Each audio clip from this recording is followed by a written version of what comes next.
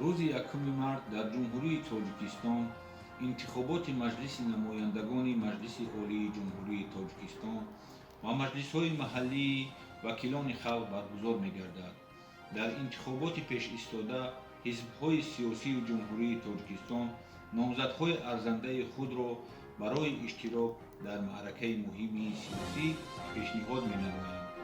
дар бораи шаффофияти интихобот асосгузори сулҳу ваҳдат, пешвои миллат, президенти Ҷумҳурии Тоҷикистон муҳтарам Эмомалии Раҳмон дар чандин вохӯриҳо ва баромадҳои худ қайд карда гуфта буданд, ки интихобот бо риояи усулҳои демократӣ, шаффоф ва озодона бояд гузарад.